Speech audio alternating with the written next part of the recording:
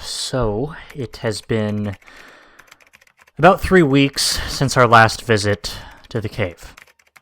I want to update everyone as to my condition, my plans for the cave, and the events of the past few weeks. First and foremost, I apologize for not returning your phone calls. I've been getting all your messages, I just haven't felt up to calling back. Stevie and Mark, thanks for your words of encouragement on my answering machine. I know you two are sincerely concerned for me. You are awesome friends.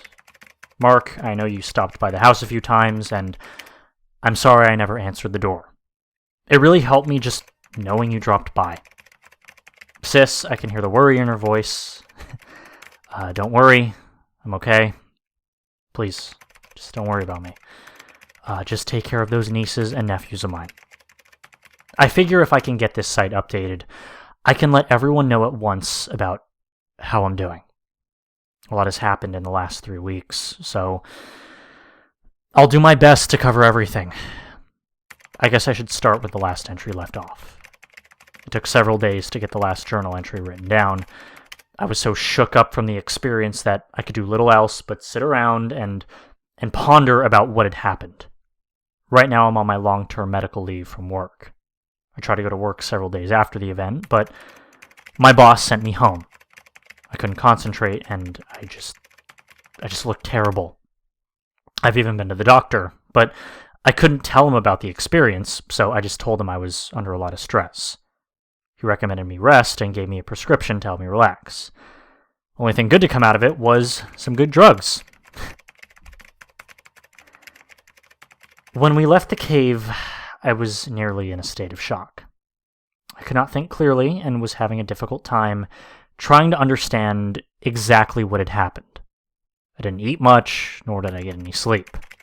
I was glad I had the presence of mind to write down my experience while it was fresh in my mind, and as I reread what I wrote, I feel like I accurately portrayed what happened in the cave that day. I wouldn't change anything that I wrote. Even though it took 3 days to write it, when I finished writing in my journal, I felt much better. I guess it was kind of therapeutic. Fortunately, it didn't really last. In fact, it was after then that things got really bad. B and I parted company after the trip, and I didn't see him again until yesterday. I didn't try to reach him, and he didn't try to get a hold of me. Nor did either of us try to contact Joe.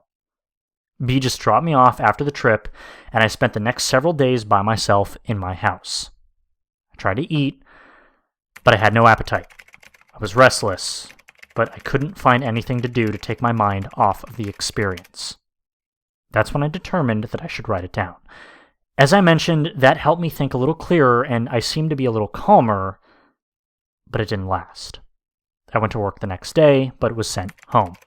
The day after that, I had an overwhelming feeling of anxiety sink into my soul. I was depressed and confused and had no one, I was getting all kinds of phone calls from people, but I just let the answering machine take the calls. I even changed the message on the machine to let everyone know that I was all right. I continued in this miserable state, eating and sleeping whenever I could manage, until the week after the trip. Then things started to get strange. At first, I was hearing sounds in the house that had no explanation. Footsteps, shuffling noises, creaking doors, the typical horror movie fare. Only the sounds were not distinct. It was as though I wasn't sure I had heard what I thought I heard. I'd be eating or getting out of the shower and stop, thinking I heard something, but the sound would not repeat itself. In fact, if it weren't for the fact that it had happened frequently, I couldn't be sure that there were noises in the first place. Either way, I was scared. It was as though I had been caught in a spider web for the last week. Feelings of anxiety, foreboding, tension filled my life. Then came the hallucinations.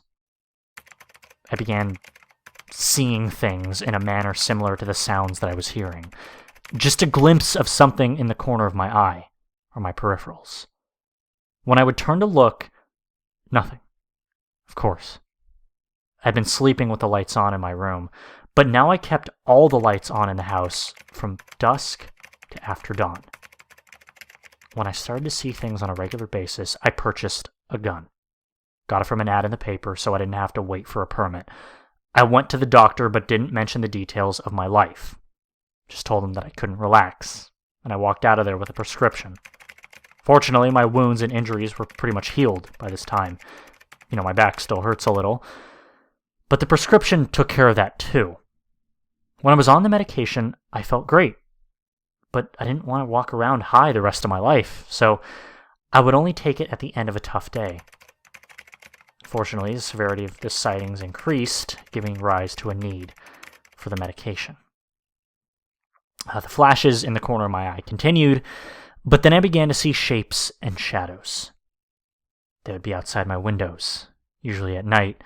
I still couldn't make out anything solid, so it was hard to pin down exactly what I was seeing. Soon I began to close all of my drapes and blinds so I could remove the possibilities of seeing something. Doing so did help in that respect, but I gotta tell you, my life was still a mess. My daily routine was mechanical and empty. I would sleep in as long as I could, usually out of exhaustion. Then I would get cleaned up and try to eat something. I lost a lot of weight, so I tried to get as much as possible down me. Then I would exercise a little and just nap a lot. I'd only been out of the house a few times in the last 2 weeks. The store, the doctor, the gun purchase. I didn't watch much TV because I couldn't concentrate. I spent a lot of time on the internet. I was doing research on caves and cave myths, and the only story I could find was the caver folklore about Hodog. The Hodog is supposedly a creature that roams caves. 2 weeks after we went in the cave, and a week after I began hearing things, I began to have nightmares. Extremely lucid nightmares. No specific theme or recurring events, just plain terrifying. Sometimes I was in my house, and someone was trying to get me. Only I couldn't run because I had no legs. Other times I was in a vat, and someone was pouring a syrup-like liquid on me, filling it. I would wake up in a panic. I would stay awake from exhaustion, and it forced me to enter dreamland once again. A brutal routine. It continued for several days, until it reached a climax on the 6th day, which was yesterday. My dream seemed so real that I had a hard time telling if I was awake or not. I was beat, really drained of energy and spirit. I was going from the living room to my bedroom in the early evening when I looked down the hall and saw a dark figure toward the end. I thought it was a thief and began to back up slowly. It didn't move. As I was backing up, the lights flickered on and off. Every muscle was tense. I stopped to stare at the figure, and just then the phone rang. It startled me so bad that I stumbled over the chair. When I got up, I wheeled around to look down the hall, and nothing was there. I grabbed my keys and left the house. I felt compelled to get in the car and just drive. My pulse pounded in my temples as I got in and started it. I wanted to drive to Overlook Point to see the city lights. I didn't know why I needed to go there, but I knew I had to go. The closer I got, the more urgent the feeling. When I arrived at the point, I saw something that at first startled me, but then caused me to be more relaxed than I had been in a long time. It was Joe. Joe was there. He was out of his car, standing, looking at the lights. We looked at each other. I could see from the tired look on his face that he had been going through the same miserable trial that I had been experiencing. He could tell from the look on my face that we had shared some terrible experience. Our conversation was unbelievably brief. "You been back?" he began, even though he already knew the answer. "Yes. We need to return." "Tomorrow good?" I asked. "Yeah. Noon." He got in his car, and I got into mine.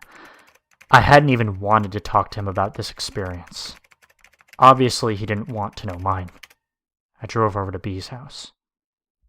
When he answered the door, I thought that B actually looked like he was doing fine, somewhat happy.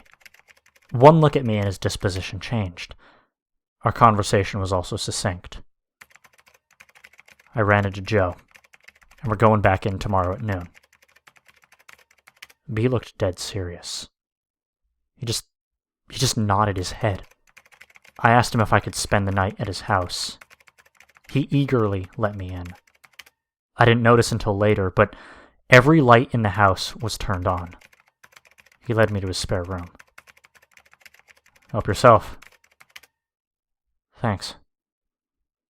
I washed up in the bathroom, took some medication, and got the first decent sleep in a long time. I awoke early this morning and came home to get ready for the trip. I thought that I would send out this update so no one will wonder what's going on with me. I suspect that by the time most of you read this, I'll be back home and will have a great story to tell. I promise that if you haven't heard from me by now, you will very shortly. It is now 10 a.m. on Saturday the 19th. We will be leaving for the cave in about 2 hours. Preparing for this trip will be like no other trip I've been on. For the first time in my life, I will carry a gun into a cave. I will also carry a knife, an extensive first aid kit, plenty of food and water, and a camera. I will take several sources of light and a pad of paper and pencil. I will have to take all of my climbing rope since B lost his in the cave. I will carry a good length of rope with me on the other side of Floyd's tomb. This is just the first time in 3 weeks that I have heard any reference to Floyd's tomb. It sent shivers up my spine, just typing it. There are so many things I hope to accomplish this day. So many answers I hope to find in a tiny passage hidden from view. Reflecting on the events leading up to today leaves me feeling dizzy. I mean, was this all just a bad dream? Unfortunately, I am wide awake and still, in a few short hours, I might face my nightmare once again. The thought of having another person with me in the passage does nothing to alleviate the fear that I feel. I almost chuckle as I ponder a childish notion that we will have to consider. Who will enter the tomb first? Who will lead the way into a dark unknown? And who will decide when to turn back? Foremost among the questions in my mind is, what about the video camera that I left behind? It is supposed to be able to record in complete darkness, and I did leave the thing running. So what might we find on the tape? Darker questions follow, like, what if the camera is gone? And what if it is destroyed? Although it is difficult to put an exact name on my motivation, I think closure fits quite nicely. I need to find out a few things about this cave. The main thing, believe it or not, is to find the end of it. With all of the bizarre things I have witnessed these past few weeks, it would seem a bit trite to want as a primary goal to get to the end. But that is what I want. To be sure, I will be seeking other bits of knowledge along the way. If, however, I find the end to the main passage and an end to the passage hidden by the rock, I will be content to never return to the passage or the cave again. Never. It would seem to me that crawling headfirst through a tight passage into the darkness is an unnatural thing, just like crawling up the side of a cliff for recreation, or jumping out of a perfectly good airplane and floating to the ground. We do these things to satisfy our hunger for adventure, this subconscious desire to conquer our own little Everest.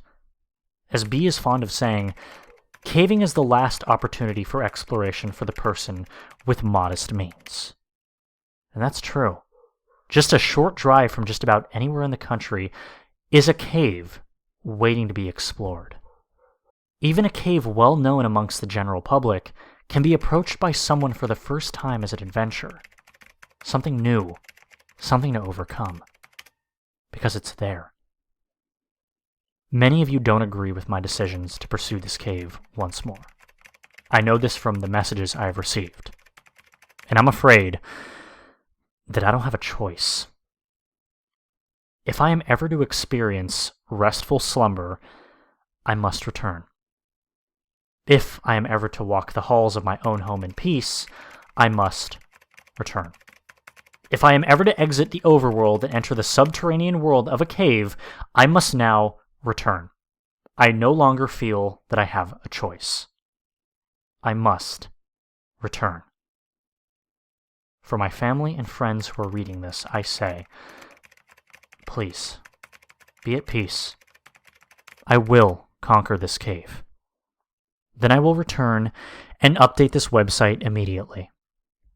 I will include any photos we take to the cave today, and if you stop by the house, I will show you the video that I will have. I expect to be home later tonight, or tomorrow at the latest. See all of you soon, with a whole lot of answers. Love, Ted.